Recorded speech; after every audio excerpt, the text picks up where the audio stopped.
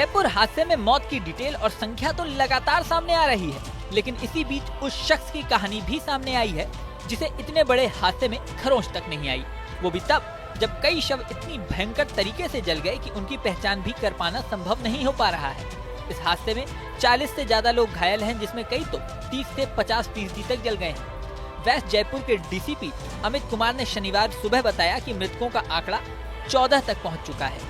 करीब 6 से ज्यादा शव ऐसे हैं जिनकी पहचान करना संभव ही नहीं है। अब सवाल उठता है, ऐसे हालात में वो कौन शख्स था जिसे कुछ भी नहीं हुआ, यहाँ तक कि खरोच भी नहीं आई।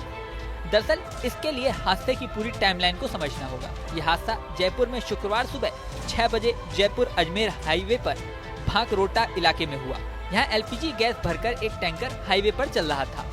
उस टैंकर ने यू टर्न लिया। यू टर्न लेते समय हाईवे पर ही तेज स्पीड में आ रहे ट्रक ने उसे टक्कर मार दी। इस टैंकर में आग लग गई। गैस की वजह से टैंकर सहित आसपास के करीब 35 से 40 वाहन भी जल गए। टैंकर के पीछे ही टूरिस्ट बस भी चल रही थी। इस बस में ही वो शख्स था जो जिंदा बच गया।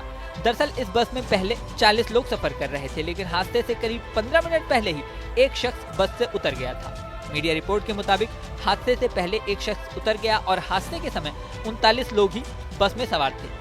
ये 39 लोग हादसे की चपेट में आ गए, लेकिन एक शख्स पहले उतरने की वजह से बच गया। वहीं हादसे की भयावहता की जो रिपोर्ट सामने आई है वो रोंगटे खड़ी करने वाली है। रिपोर्ट्स के मुताबिक हवा में उड़ रहे पक्षी भी जिंदा नहीं बचे और आग की चपेट में आकर जल गए। इसके अलावा एक युवक के चेहरे पर हेलमेट ही चिपक गया।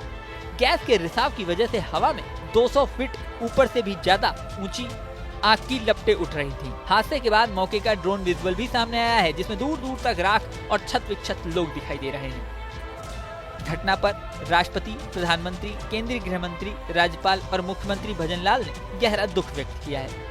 प्रधानमंत्री मोदी ने एक्स पोस्ट करते हुए हादसों में मृतकों के स्वजनों को 2 लाख और घायलों को 50,000 रुपए आर्थिक सहायता की घोषणा की है।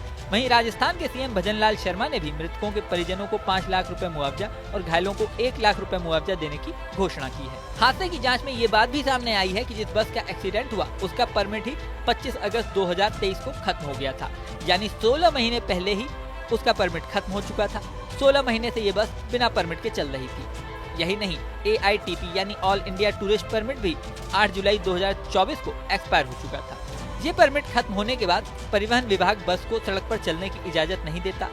ऐसे में इसे पकड़कर जब्त करने की जिम्मेदारी RTO की होती है। मीडिया रिपोर्ट्स के मुताबिक इस मामले में उदयपुर के बस मालिक अब्दुल सलीम खान से बात की गई तो उन्होंने कहा कि उनकी बस बिना परमिट कभी नहीं चलती, सिर्फ 19 दिसंबर यानी हादसे वाले दिन की ही बुकिंग ली गई थी। हालांकि दावा ये किया जा रहा है कि ऑनलाइन जांच में पता चला है कि वो रोजाना ही बुकिंग ले रहे थे। वहीं supreme court committee on road safety ने मुख्य सचिव से इस हादसे पर रिपोर्ट मांगी है। राजस्थान के मुख्य सचिव सुधांशु पंत के निर्देश पर हादसे की जाँच के लिए कमेटी भी बना दी गई है। ये कमेटी हादसे की एक एक पॉइंट की गहराई से जाँच करेगी। अब इस जाँच में क्या सामने आता है ये तो समय बताएगा। इस वीडियो में फिलहाल इतना ही। बने रहें न्यूज नेशन के डिजिटल प्लेटफॉर्म पर।